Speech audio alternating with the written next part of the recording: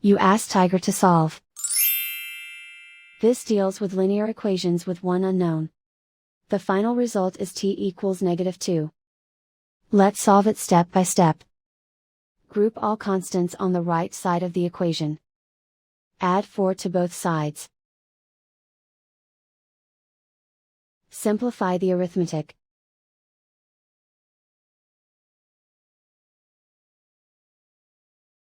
Isolate the t. Divide both sides by -2. Cancel out the negatives. Simplify the fraction. Move the negative sign from the denominator to the numerator. Find the greatest common factor of the numerator and denominator. Factor out and cancel the greatest common factor. And so the final result is t equals -2.